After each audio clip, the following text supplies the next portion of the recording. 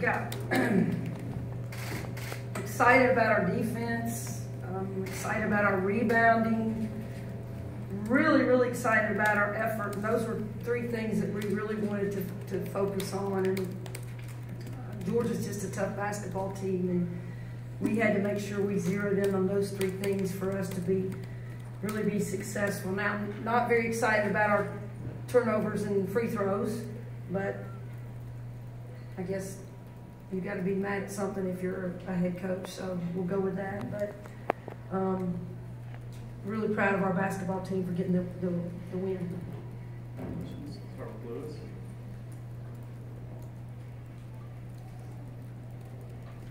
Coach, you mentioned on Saturday how much you all were telling this team how important this game was to you all. Did you see that message come through, and what do you think was different? Well, I do. We've been really good at focusing in on one game at a time, and we talked a lot about Georgia being ahead of us in the standings and how we were going to get there. And so I thought we had solid practices leading up to this game. We were really in tune, focused, understanding our game plan. So I thought kids stepped up and did just some great things, and we've been so up and down, but I thought we were just solid, really solid team today. John? Holly, even though you guys were leading double digits most of the game, it looked like the crowd really stayed in it today, really loud the whole time. Could you talk about the advantage that home court crowd gives you?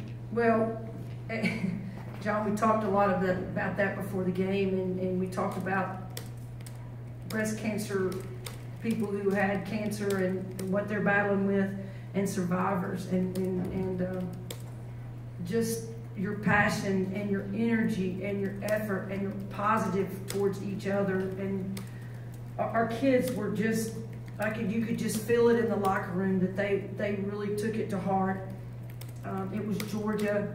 It was in front of a big crowd, and I just told them, don't come out and not play with everything you got when you're playing in front of people who are battling a disease, and then you have your fans there that are coming to support you and the cause.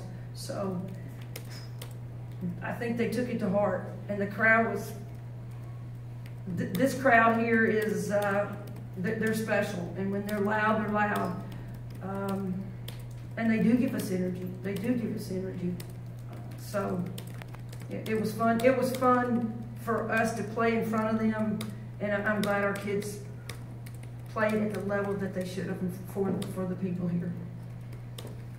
You talked about your defense, and it was really good in the second quarter. Was that pretty much all zone that whole quarter? And I mean, it looked like. Dan, I know we played some man. I think it was pretty. We started off running our 2-3 zone. I think we pretty much did it the whole second quarter as well. My second and third quarter kind of running together, but we worked really hard on.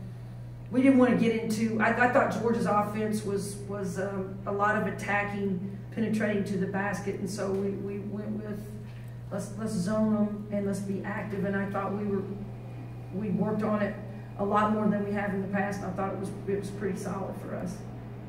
Maria? Holly, 1 point away from Mercedes. It looked like you were leaving her in there to try, and then it was like, no, we got to get her out. Was that not to risk anything? And then also talk about the list she's on. I mean, the list that she will join. Well, yeah, as much as I wanted to do it, we have another game, so, but I didn't want Mercedes to get hurt. But, you know, Mercedes Russell's a special kid. Came in here being ranked #1 in the country, was pretty much injured in her young career, and she took a lot of hits. But I will tell you this, that kid loves this program, has worked she's worked very hard in getting where she is.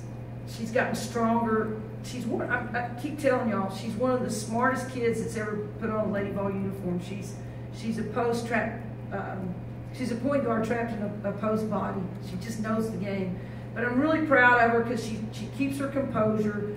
She's gotten stronger, so she takes hits, and she deserves to be in that elite group because she's worked hard to get there. And I just can't say enough about of her and what she's meant for this program. Tyler. Coach, after having 2 games in which you guys really struggled to put away lower-ranked opponents, how important is it to basically have a game like this where you take a decent lead and then sort of cruise throughout the rest of the game? I wasn't cruising. I don't have my jacket on because I'm sweating, but yeah, this team is. We've got to take that. We've got to treat teams that are not ranked just like we treat Georgia because the SEC, the people in the bottom of the SEC keep getting better. So we can't go in there and think, oh, no. So I think our performance here and what we've done in the past, how we've handled in the past, I think they're going to get the message. But it was good to see us maintain, because they made a little runs at us, and we answered their runs, which was really good. And one thing about our 27 turnovers, a lot of those, we turned it over, and then we forced them to turn it over. So I know it got a little sloppy, but at least if we're going to turn over, let's turn them over. But, yeah, there's a lot of things we can clean up, but we've got to treat everybody like they're Georgia's and the South. You know, we got to treat everybody on equal playing ground. Will and then David. In the previous 2 games, you really only had offensive production from a couple of your players, but today, you had 4 starters scoring double digits. Has spreading the offense been something that you're preaching more, or did it just kind of come naturally? Well, absolutely. This group, we thrive on just I keep saying we want to hit a home run every time. I just want them to get on base, just get on base. And if we will move the ball. If you're open, the first pass, and you're open, then chances are you're going to be open if we move the ball and come back, and you're going to be open probably about the 6th pass or the 7th pass. So we've really tried to work on getting great shots. So, and we've really tried to make sure they understand what a great shot is, because if I have somebody in my face, I may think it's a great. No, it's not. No, and it's not a great shot when it's the first pass in the offense. But we've really taken we've really had the efforts to make sure our offense moves, try to get everybody more touches. Holly, you guys are 6-1 when you have 20 or more turnovers. I just turn it over. Right. Well, what is it about you guys that allows you to win even when you do turn the ball over? Well, let me say this, and I've said this before. You saw Annie attacking, you saw Renee attacking, Jamie. They attacked the basket, and we got a bunch of charges, and we can correct those. But I'm like, I love us being aggressive. I love us attacking. Only the things I don't like are we get a rebound and we throw it and it fumbles out of bounds. That's either communication or not seeing the ball in your hands.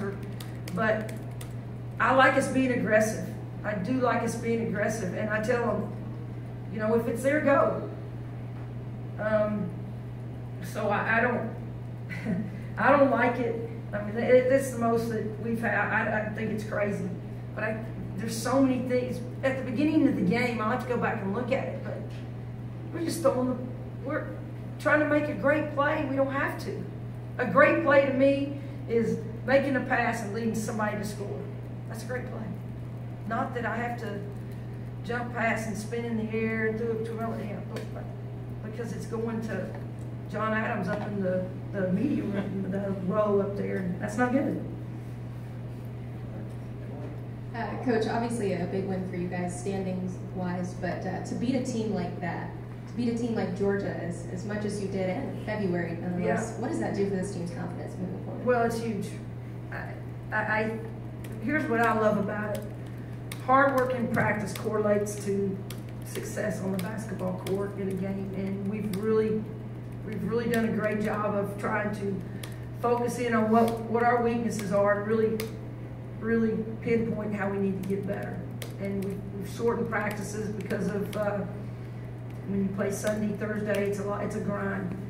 But we've really been more in tune in practice as well. And the only way we're going to get better is we got to practice it and understand it becomes a habit.